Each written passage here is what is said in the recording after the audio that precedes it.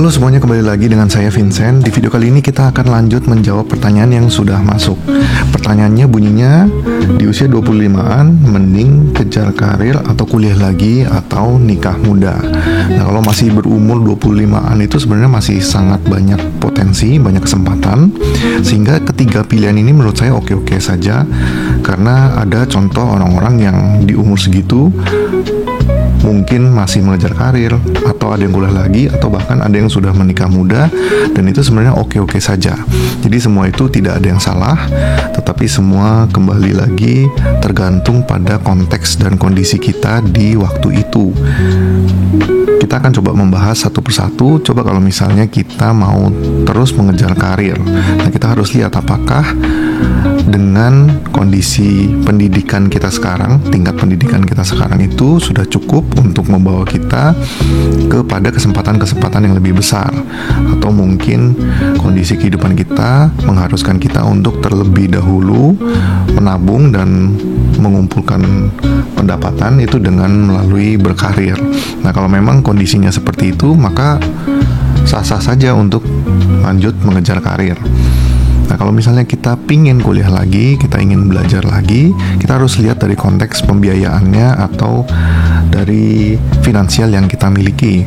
Kalau misalnya kita sudah sanggup membayar kuliah sendiri, ataupun misalnya orang tua kita masih mau dan masih sanggup untuk membayari kuliah kita, dan kita bersungguh-sungguh ingin kuliah, maka oke saja untuk memilih kita lanjut kuliah lagi.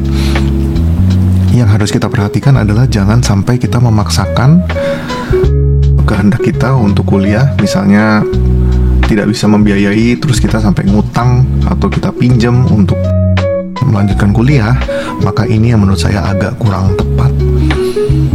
Atau nikah muda. Jadi kalau nikah muda itu sebenarnya juga tidak apa-apa. Cuman kita lihat kalau misalnya dengan menikah muda tetapi secara mental kita belum siap, secara finansial kita juga belum siap untuk berkeluarga, maka ini yang harusnya kita hindari dan harusnya kita persiapkan terlebih dahulu. Karena begitu kita menikah dan mungkin setelah itu kita akan mempunyai anak, itu semua waktu dan kesempatan kita itu akan berbeda dari ketika kita masih single. Jadi ketika sudah menikah itu nanti akan menambah dari tanggungan ya, atau tanggungan hidupnya itu akan bertambah, dan kita seharusnya sebelum menikah memang sudah mempersiapkan mental, finansial, waktu, dan semua kestabilan dalam kehidupan itu sendiri, sehingga kita tidak lagi mengorbankan pernikahan kita. Misalnya setelah sudah nikah terus semuanya masih sibuk cari duit atau sibuk mau kuliah lagi. Nah, inilah yang harus kita hindari. Usahakan kita siap terlebih dahulu baru kita menikah. Cuman untuk menikah mudanya itu sendiri masih tidak apa-apa ya. Itu tidak salah kalau memang sudah siap untuk menikah muda dan mungkin sama-sama bekerja, mengumpulkan tabungan terlebih dahulu, itu tidak apa-apa. Itu fine-fine saja. Pertanyaan berikutnya, ini ada yang mau curcol sedikit. Katanya dia lagi merasakan rendah diri dan gak ada percaya diri karena efek di tempat kerja sekarang bikin orang ini down. Dia capek banget buat tidak memikirkan semuanya dan mau bangkit. Lalu dia merasakan apakah dia terlalu people pleaser dan overthinking. Gimana caranya buat menghilangkan perasaan itu? I feel unworthy. Oke, kalau saya lihat di sini kemungkinan besar ini mungkin masih muda ya, masih cukup muda.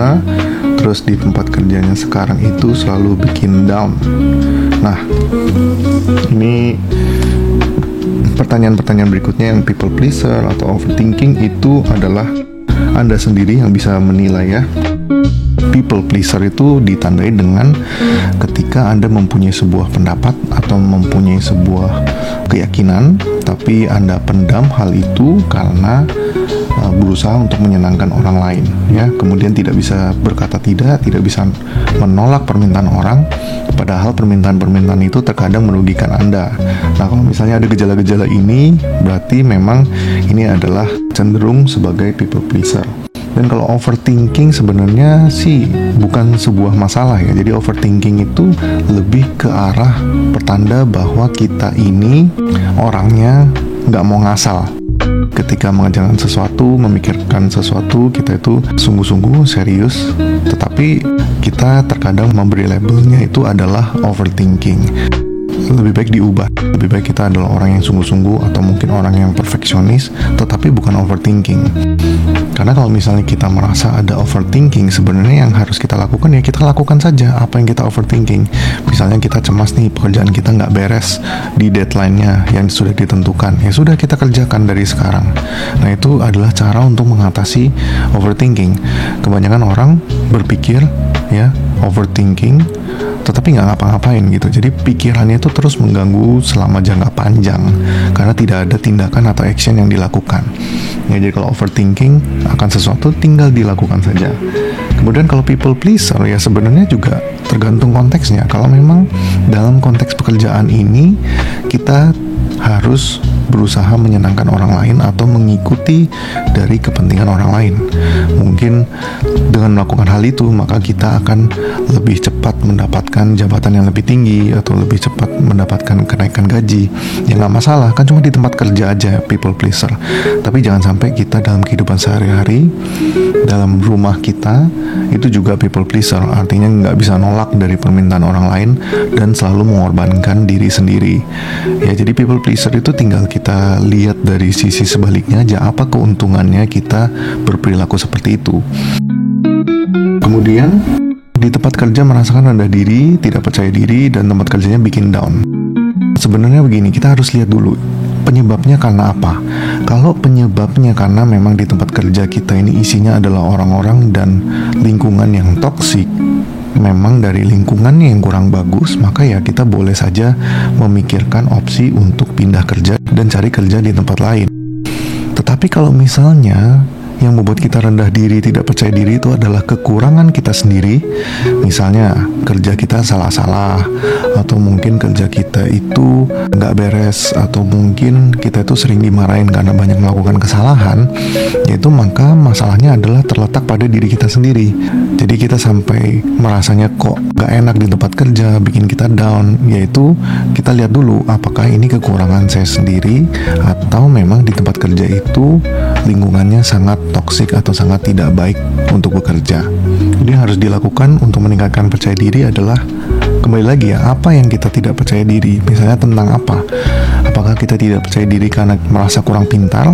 Ya maka belajarlah, bacalah lebih banyak buku, mendengar ilmu-ilmu mungkin dari podcast, dari YouTube atau dari platform-platform lain, ini untuk membuat kita merasa sudah selalu menambah wawasan sehingga kita perlahan-lahan akan menjadi lebih percaya diri. Atau mungkin kita tidak percaya dirinya karena apa? Karena penampilan kita yang kurang, atau mungkin karena pengalaman kita yang kurang, atau jabatan kita yang terlalu rendah. Nah ini yang harus kita perbaikin dengan cara bekerja sebaik-baiknya. Ya kemudian kita perlahan kan kita menaiki tangga karir itu sehingga mungkin nanti kita akan jabatannya akan lebih tinggi, kemudian kita semakin lama pengalamannya semakin banyak, pengetahuannya semakin banyak, dan ketika kita sudah mencapai posisi itu, maka saya yakin perasaan unworthy atau perasaan rendah diri, tidak percaya diri itu perlahan-lahan akan hilang, dan perlahan-lahan kita akan mulai pede dengan diri kita sendiri. Pesannya adalah kita memegang kendali penuh atas kehidupan kita. Jadi kalau misalnya kita merasa unworthy atau merasa rendah diri akan suatu hal, sebenarnya kita itu punya option atau punya pilihan untuk melakukan sesuatu akan hal itu. Kalau saya ngerasa saya ini orangnya kurang pintar ngomong, saya punya opsi, punya pilihan untuk belajar ngomong gitu loh, untuk latihan ngomong sampai saya merasa pintar dan saya tidak lagi merasa minder atau rendah diri. Jadi ini semua adalah opsi, tergantung kita mau bertindak atau tidak. Jangan sampai ada suatu hal yang bikin kita galau, bikin kita minder, rendah diri dalam lingkungan kerja, tapi kita tidak melakukan apapun akan hal itu. Ya, jangan sampai kita malah jadi menyalahkan kehidupan, menyalahkan lingkungan, menyalahkan nasib, dan sebagainya. Lebih baik kita pikirkan gimana ya jalan keluarnya, gimana ya cara memperbaiki rasa tidak percaya diri ini, dan mulai sekarang, mulai hari ini juga kita perlahan untuk melakukan hal tersebut. Ya, kita jangan terlalu pedulikan omongan orang lain, dan kita mulai menghargai proses dari perkembangan diri kita sendiri, karena semua proses itu butuh waktu. Kita nggak hari ini belajar kemudian malam ini juga langsung merasa merasakan percaya diri, tetapi mungkin itu butuh proses sekitar beberapa minggu, beberapa bulan. Tetapi nikmati aja, enjoy aja progresnya, dan itu akan membuat kita semakin lama semakin menghargai, menghormati diri kita sendiri, dan membuat kita tahu akan nilai diri kita yang sebenarnya.